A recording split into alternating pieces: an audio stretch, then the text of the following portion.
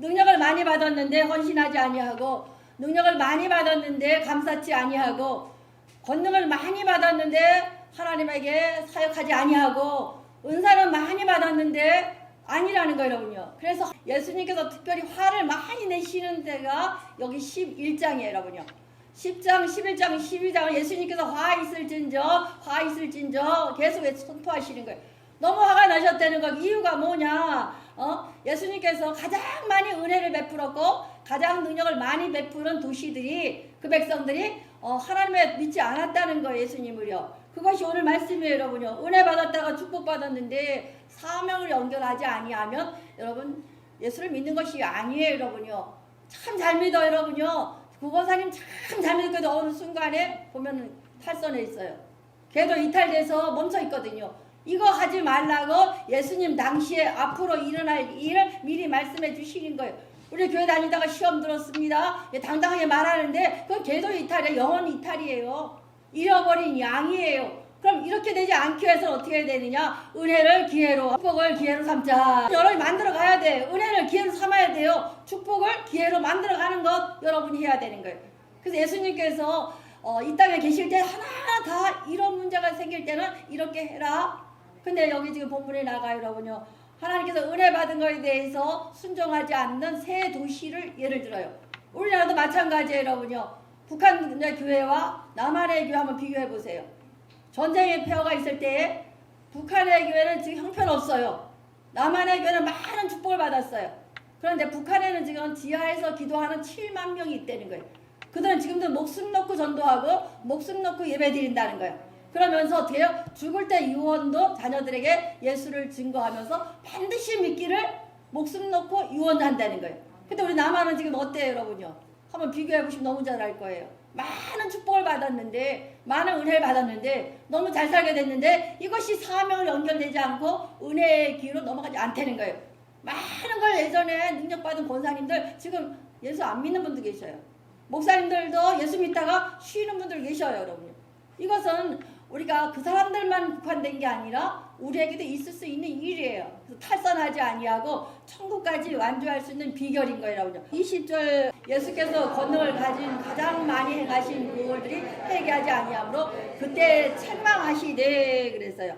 책망하여 불명예스럽게 이렇게 만드셨다는 거예요. 화 있을진저 너무 화가 나신다는 거예요. 예수께서 권능을 가장 많이 행하신 그들이 회개하지 아니하므로 예수를 안 믿었다는 거예요. 그 다음 21절 말씀, 화 있을진저 고라시나 화 있을진저 베세다야 너희에게 모든 권능을 두로와 시도를 행한 것이었더라면 그들이 벌써 배옷을 입고 제에 앉아 회개하였습니다. 어려운 거 아니에요, 여러분요. 화 나셨어요. 너희들 재앙이 있을 건데 고라시나, 고라시는 우리 옛날에 신학교 다닐 때 그런 있어서 고라시나, 고라신인 줄 신인 줄 알았대요. 근데 고라시나는 도시 이름이에요, 도시 이름. 그래서 가버나움에서 한 3km 떨어져 있는 도시 이름인데 지금 흔적도 없어요. 성경에 딱 한 번 나와. 그럼 고라시나, 예수님은 갈릴리 지방의 충청북도 우리 소생같이 갈릴리도에 태어나셨어요. 그래서 나사렛, 고라신, 또 가버나움, 베세다 아주 중요한 사역지예요. 특히 여기 베세다 같은 경우는 오병 기적이 일어났어요. 또 베델 사람들 누구예요? 시몬, 요한, 야고보, 안드레 다 베드로, 빌리까지 어디에요? 베세다 출신이에요. 그래서 그 사람들을 다 사도로 하나님께서 부르신 곳이 그곳이에요. 또 많은 기적이 일어났어요. 우리 딴 거는 몰라도 오병 기적이 일어났어요. 남자만 5,000명이 구원받았고 여자 남자 애들까지 2만 명의 구원 역사가 저 베세다 빈들에서 일어났어요. 그럼 도시가 아무리 커도 2만 명이라는 백성들이 다 봤다는 얘기야. 그런데도 예수를 안 믿었다는 거예요, 여러분이. 참 신기하고 놀라운 일이죠. 그 다음에 또 뭐가 있어요? 베세다, 그 다음에 밑에 절 22절 말씀. 내가 너에게 이르노니 심판날에 두로와 시돈이 너희보다 견디기 쉬우니라. 얼마나 완악한지 두로와 시돈이랑 비교하는 거예요, 여러분요. 우리가 누구랑 비교하는 따라서 그 급이 달라져요. 우리가 저 맹자나 공자 같으면 그만큼 된 것 같이 하잖아요. 대통령과 비교하면 대통령 비슷하다는 얘기예요. 또 신앙 좋은 권사님과 비교하면 신앙이 이만큼 같다는 얘기예요. 또 사회적인 저명한 사람이 그 사람 같아. 비슷하다는 얘기예요. 그런데 여기에서는 쉽게 말해서 두로와 시돈하고 비교를 하는 거예요. 이것은 무슨 뜻인가 하면 두로와 시돈이는 두로는 아주 교만의 상징이에요. 또 시돈은 어디냐? 여러분 아합의 부인 아세라 알잖아요. 아세라의 아버지가 무당이거든. 완전히 이방 제사장이거든. 그 사르밧 과부 엘리야가 거기 있었거든요. 왜? 저 우상의 동시 중심에 푹 빠진 거야. 왜? 엘리야가 앞으로 어떤 사역을 해야 돼? 영적인 권위자가 돼야 되고 영적 사역을 해야 되니까 우상의 재물이 있는 구덩이에 집어넣어 버리거든요. 하나님은 그 쓰시는 은사대로 훈련을 시켜요. 그러니까 두로와 시돈 같다는 것은 너희들이 그렇게 많은 권능을 베풀고 내가 기적을 베풀고 사역을 가장 많이 했는데도 불구하고 안 받아들이고 어떻게 된다는 거야? 유익만 생긴다는 얘기예요. 그래서 너희들이 얼마나 교만한지 두로 지방 사람 같다는 거예요. 또 시돈같이 아주 우상덩어리에서 보기가 힘드시다는 거예요. 여러분. 그런 다음에 우리 23절 말씀 가버나움아 내가 하늘에까지 높아지겠느냐 온도까지 낮아지겠느냐 내가 행한 모든 권능을 소돔에서 행하였더라면 그 성이 오늘까지 있으리라. 얼마나 완악한지 소돔과 고모라보다 더 하나님을 부인하고 아주 교만하다는 얘기예요. 또 가버나움이라는 것은 도청소재, 갈릴리도 도청소재, 충청북도 하면 청주가 도청소재지 같이 가버나움. 예수님께서 나사렛 사시다가 유년기에 나오셔서 잘하셨고 많은 사역을 가버나움 집에서 누구예요? 베드로 장로도 고쳤지요. 또 소경도 고쳤지요. 중풍병도 고쳤지요. 백부장의 하인도 고쳤어요. 많은 기적을 일으켰어요. 그런데 가버나움아 내가 하늘까지 높아지겠느냐? 교만해서 예수님 안 받아들이는 거예요. 왜? 예수님에 대한 선입견이 있었거든요. 내가 행한 모든 권능을 소돔에 행하였더라면 그 성이 오늘까지 있으리라. 소돔성이 망해하고 뭐가 됐어요? 사해바다가 됐어요. 그리고 음부까지 낮아지리라 그랬는데 이 사해바다는 해저 392m로 내려가요. 마이너스예요. 그러니까 저 사해바다 소돔이 나중에 망해서 사해바다가 돼버린 거야. 땅속 밑으로 들어간 게 이 땅보다 392m가 낮아졌어요. 이것을 음부로 표현하는데 지옥으로 떨어진다는 얘기예요. 결론은. 그러니까 그것보다 더 악화되는 거예요. 여러분요. 왜? 예수님 안 받아들이니까. 세상이 지금 그래요. 예수님 안 받아들여요. 그러니까 아마 하나님 예수님의 탄식 화 있을진저 하고 화내시고 소리치고 외치는 소리가 우리 귓전에 들려야 되는 거예요. 저 세상을 하여 화 있을진저 지금 계속 선포하실 거예요. 더군다나 완악한 이 남한교회에 하나님께서 많은 복을 줬는데도 이걸 사명으로 연결하지 아니하고 다 내 유익만 나만 하거든요. 그래서 내가 하나 말씀드리고 싶은 게 견시관이라는 단어로 표현할 수가 있을 것 같아요. 우리가 은혜만으로 연결해도 축복이 되는데 견시관, 견자는 볼견자예요. 시대가 얼마나 악한지 다 보여. 그냥 보여요. 눈만 뜨면 다 보여. 왜? 무슨 시대요? 미디어 시대에서 자고 나면은 컴퓨터 사이트에 쫙 떠요. 다 보여요. 그러나 어떤 것을 먼저 보느냐에 따라서 여러분의 삶이 바뀐다는 거예요. 그래서 견자예요. 여러분요. 아까도 말씀드렸죠. 누구랑 비교해? 개랑 비교하면 개 같은 거라는 얘기예요. 아침마다 우리가 보는 것이 제일 먼저 보는 것이 견을 보면 개같이 된다는 얘기예요. 그것이 견자예요. 우리가 시력 유사는 어떤 백화점에 있는 중역이 그러더라고요. 백화점에서 엘리베이터에서 뭘 적더라고요. 그래서 내가 물어봤어요. 뭐 하시는 거냐고. 그랬더니 아는 분이니까. 그랬더니 뭐라 하는지 알아요? 손님들이 왼쪽으로 많이 가는지 오른쪽으로 가는지를 데이터베이스 내려는데 그래서 내서 뭐 하냐 그랬더니 시선이 어디로 많이 가느냐를 해서 시선을 좋은 매장 쪽으로 옮기게 하기 위해서 그걸 검사를 한다는 거예요. 그러니까 우리가 보고 싶어서 보는 것도 있고 의도적 강제적으로 보게 되는 것도 있고 견물생신이라 그러지만 그냥 보게 된 노출이 많다는 얘기야. 그러니까 이 시대가 그러기 때문에 하나님께서 가버나움아 베세다와 고라시나 너희도 그렇게 되지 않게 하려는 얘기예요. 여러분요. 여러분 우리도 마찬가지예요. 능력 많이 받아 은혜 많이 받았어요. 사명을 연결 안 되면 탈선하게 돼요. 여러분요. 나 능력 받았는데 이게 지속되지가 않잖아요. 반드시 사명으로 연결돼야 이것이 축복이 되는 거예요. 근데 우리는 받았는데 나 옛날에 은혜 많았는데 나 옛날에 참 열심히 했는데 아니에요. 내가 늘 얘기했죠. 고난 총량 골반의 법칙을. 어차피 인생은 계속 고난이 와요. 그러니까 하나님 삶을 뛰어들어서 하면 내 고난이 줄어드는 거예요. 또 사역을 해야 내가 생명이 살아나요. 생명이 살아나는 것뿐만 아니라 사역하는 크기만큼 여러분이 좋아하면 축복은 더해지는 거고 상급이 더해지잖아요. 그러니까 사역에 뛰어들면 내 생명이 살아나는 것이고 또 그 사역하는 것만큼 하나님의 상급이 더해지잖아요. 그러니까 우리는 어쨌든 간에 사역에 뛰어들어야 되는데 예수도 안 믿고 적당히 믿고 내 가짜 평안에 누려 있는 거예요. 가짜 평안. 나 교회 갔다 와서 편안해. 그것은 여러분이 생각하는 가짜 평안이에요. 내가 늘 말하잖아요. 평안이라는 샬롬은 재기능하는 성도예요. 재기능하는 거. 그러면 뭐예요? 예수님을 만나야지만 재기능할 수 있잖아요. 하나님의 창조하신 목적대로 살기 위해서는 반드시 예수를 통하여 예수로만 연결이 되거든요. 그래 하나님의 능력을 받아야 여러분이 재기능할 수가 있거든. 그러니까 내가 교회 갔다 가서 인사해 왔어. 나가서 예배 드리고 왔어. 그러면 뭐가 돼요? 내가 재기능할 수 있어 없어요? 없는데도 나는 평안해. 글자 그대로 내 위로예요. 이거 종교심이에요. 종교생활이에요. 여기서 이제 다른 종교에서 오신 분들이 계실 거예요. 그분들은 그냥 조용하게 다 갔다 오면 되는데 목사님 말씀을 왜 이렇게 퍼다 붓느냐 그래요. 근데 어느 순간에 퍼다 버리는 더러지는 이 메시지가 기절을 때리고 여러분 샤마하고 들렸을 거예요. 그때 하나님의 형상으로 지으신 여러분의 유전인자가 뻐뜩뻐뜩하면서 확 뒤집어지는 것, 이것이 깨어지는 것. 결혼이 새가 자기 알을 무자비하게 깨어 나와야지만 참고 나를 수 있는 것이 똑같은 현상이에요. 여러분이 닫혀있는 그 딱딱한 것 깨내고 나와야 되거든요. 말씀 시간에 예배 시간에 그 깨는 시간이에요. 단단한 여러분의 마음을 말씀이 나가서 탕탕 두들겨 패서 깨져서 나와야지만 여러분이 비상할 수가 있는 거예요. 오늘 이 메시지가 그거예요. 내가 그 많은 능력을 부어줬고 은혜를 베풀었고 권능을 베풀었는데 너희들 고라시나 베다니아 가버나움아 화 있을진저 하나님 책망하셔서 불리하게 만들어 놓으신다는 거예요. 여러분요. 이것이 하나님 메시지예요. 여러분요. 책망하시오. 책망해서 불리하게 만드신다 이 뜻이에요. 그러니까 우리는 반드시 예수를 믿어야 돼요. 한번 반드시 예수를 믿자.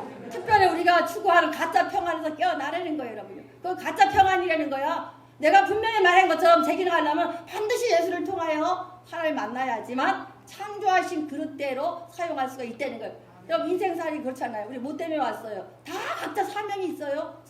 예수를 통하여 하나님 만나시고 하나님과 연결되면 하늘로부터 주시는 하나님의 자녀로 주신 축복이 있잖아요. 여러분 하시잖아요. 하나님께서 여러분들을 하나님의 소유 세귤라 보험을 이루라 그랬거든요. 하나님의 보험을 드리니까 아버지의 아들로 살면 쉬운데 종으로 살면 힘든 거예요. 아버지의 아들 하면은 못해도 좋고 잘해도 다 하나님께서 하셔. 그런데 종으로 살면 매일 눈치 봐야 되고 종하면 힘든 거예요. 목회도 마찬가지예요. 내가 늘 부교제 생활 때도 그런 것이 담임 목사를 생각하고 열심히 하다 보면 내가 행복하고 내가 좋아. 그런데 부교자다 하는 순간부터 툴툴툴 입이 나와. 그거 아니거든요. 여러분 사역도 마찬가지예요. 각자 사역에 제일 열심히 하세요. 내 목회같이. 구역도 내 목회 내 향이야. 여성계도 내 향이야. 사역도 내 향이야. 성가되면 성가대 사역하는 거예요. 그 사역을 통해 내 생명이 살아나고 저 영혼들이 살아나고 이거예요. 그런데 아직까지 여기는 지금 고라시나 베다니아 가버나움아 니들 어찌하여 완악해서 소돔과 고모라보다 더 악하고 두로와 시돈보다 더 교만해서 안 받아들인다는. 교만이라는 것은 우리가 나 잘났어 하는 것이 아니거든요. 바리새인들이거든. 이성적으로 뭘 안다는 사람. 그래서 여러분이 볼견 아무거나 다 밀려오는 이 시대에 여러분 아무거나 보지 마시고 반드시 하나님 먼저 볼 수 있는 귀한 종 되시기 바랍니다. 두 번째가 볼견 변시자 시가 시자는 볼 시자예요. 변시관이에요, 여러분요. 그럼 보는 것도 좀 볼 시자는 시각이라는 거야. 저 베다니와 고라신과 가버나움이 왜 안 믿는지 알아? 이유가 있다는 거예요. 왜? 시각 예수님은 지금 어디야? 저 갈릴리 촌 사람의 누구야? 요셉의 아들 이 시각이 있는 거예요, 여러분요. 그래서 예수님의 고향에서 배전 못 받은 건 똑같은 거예요. 건너를 행하지 못했어요. 왜? 많은 기적을 일으키는데도 예수를 그대로 받아들이고 인정해야 되는데 저 요셉의 아들 제 하면서 바리새인들이 계속 태클을 거는 거야. 왜? 안식일에 왜 밀을 먹었느냐? 안식일에 왜 손 마른 데를 고치느냐? 계속 자기 시각으로 보는 거예요, 여러분. 신앙에서 여러분 맹점 이거 끼워버려야 돼. 내 시각으로 보는 거. 여러분의 안경이 1.5, 2.0, 1.2, 0.7쭉 있을 거예요. 자기 믿음의 안경으로 봐서 이걸 틀을 안 깬다고요. 그러면 다 틀린 거, 다른 거예요. 틀린 거예요. 이것이 신앙생활의 가장 거친 돌이에요. 여러분도 스스로도 내가 가버너움 안 돼야 되고 배단위가 안 돼야 되고 고라신이 안 돼야지만 하나님 축복을 받을 수가 있거든요. 그런데 우리는 내 시각으로 믿기 때문에 내 시각으로 와보니까 이 교회가 이상해. 내가 내 시각으로 보니까 저 성도님 때문에 내가 오늘 교회 가기 싫어. 저 사람 때문에 내가 시험 들었어. 다 자기 시각이거든요. 자기가 보는 대로 믿는 것이고 자기 시각대로 판단하는 거거든. 선입견이라는 거 있잖아요. 여러분 이것을 깨트리라는 거예요. 여러분. 우리가 특히 신앙생활에서 가장 큰 적이 변시예요. 아무거나 막 봐갖고 요새 유튜브 때문에 내가 많이 걱정하는 게 요새 온라인 하니까 아무 설교를 막 들어요. 무엇을 보느냐, 뭐를 접하느냐. 지금 온라인 때문에 아무거나 다 노출돼요, 여러분요. 그럼 뭐 해야 돼요? 선별돼서 볼 수 있어야 돼요. 정말 이게 하나님 말씀인지 사단의 음성인지 구별할 수 있는 영적 분별력이 있어야 되는 것이 볼견자고 볼시자. 여러분의 시각을, 영적인 시각을 바로 세워야 돼요. 그럼 시각을 정확하게 하기 위해서는 뭐 해야 되냐? 말씀이 기준이 돼야 돼. 말씀이 여러분의 안경이 돼서 그걸로 봐야 되는데 내 시각, 요 바리새인들이 그렇잖아요. 바리새인들이 서기관들이 율법의 시각으로 자기들이 정해놓은 하나님을 제한시켜놓은 이 율법 안에서 보니까 예수님 맨날 틀린 거야. 왜 안식일날 밀밭에 가서 먹느냐. 배고픈데 시장한데 유대인들은 저 밀밭에는 아무데나 들어가서 먹게 돼 있거든. 이게 빼서.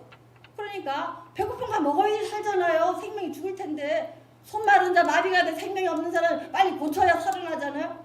주일 안식일 했다고 난리를 치는 거예요. 그러니까 예수님께서 화가 나시니까 여기서 말씀하시는 거예요. 고라시나 배단이야 저 가버나움아 왜 예수 안 받아들이는 거야. 서니까 머리라는 거야. 나 하나님의 아들이야.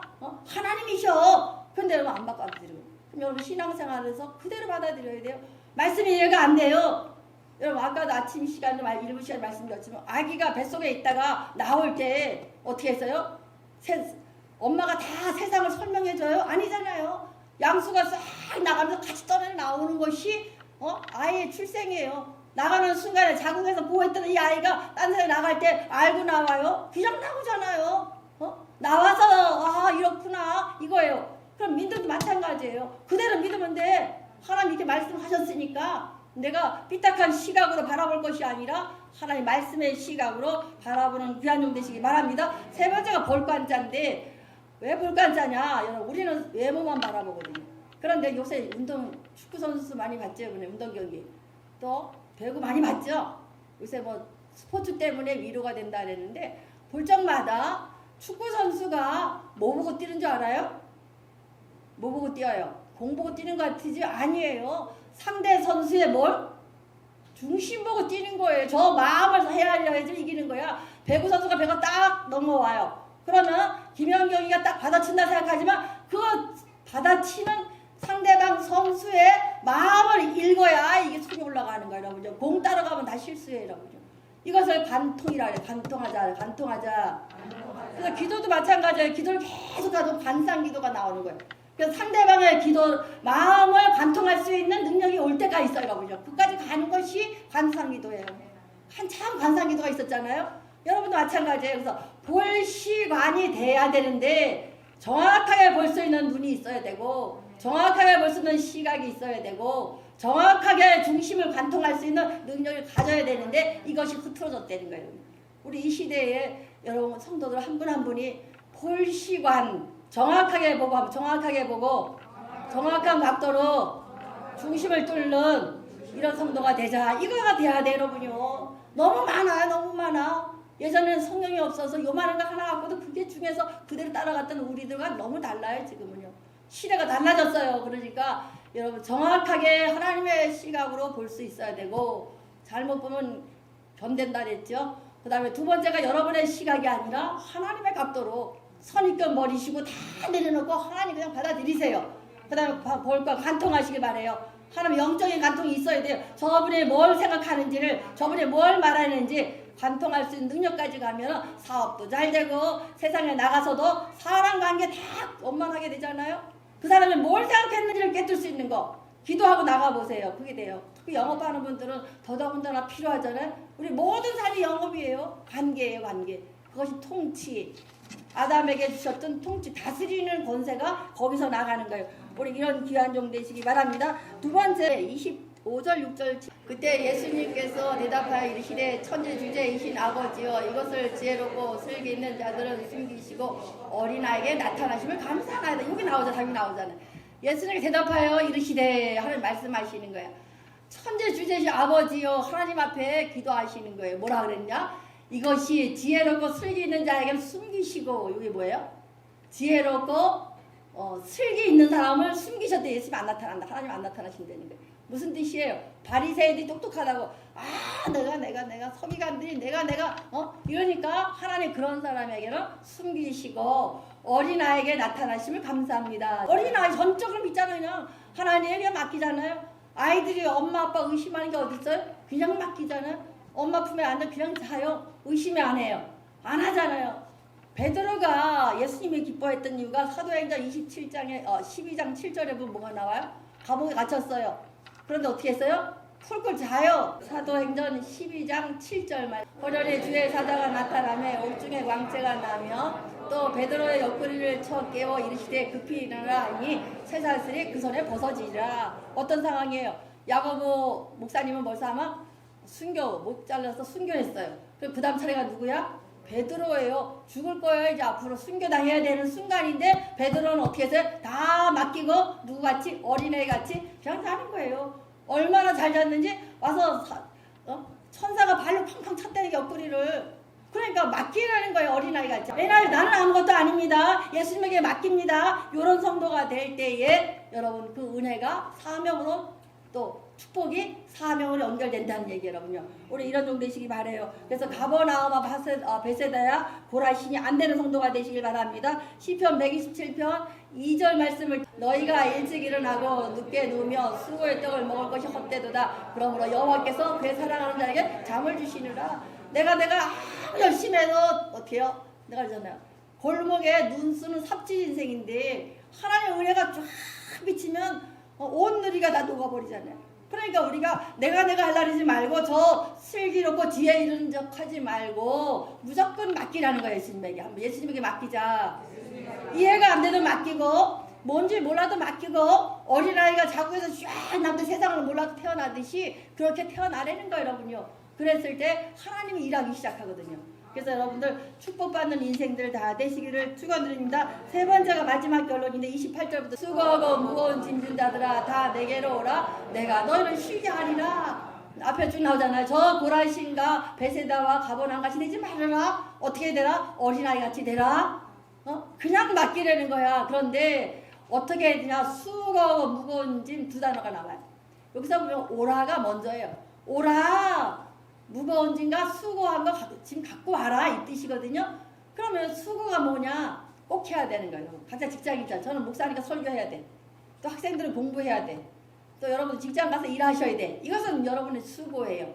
그것은 일생 살면서 자신이 꼭 해야 되는 일. 그다음 무거운 짐 하면 남의 일이죠. 남의 일. 뭐 쉽게 결혼했으면 처갓집 일도 있고 뭐 친가 쪽 일도 있고 이런 일이 있잖아. 그러면 또 영적으로 생각한다면 하나님의 사역. 그럼 내가 꼭 해야 내 삶. 거기다가 다른 사람을 위한 사역까지 더해가지고 오면 어디로 와? 누구한테 오라? 예수님에게 오면 쉼을 얻는다. 영적인 힘을 얻게 되는 거예요.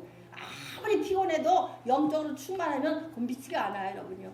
우리가 코로나 때 힘들어도 영적인 예배를 드려서 내 능력이 내가 하나님의 영이 춤추면요 힘든 게 없어요.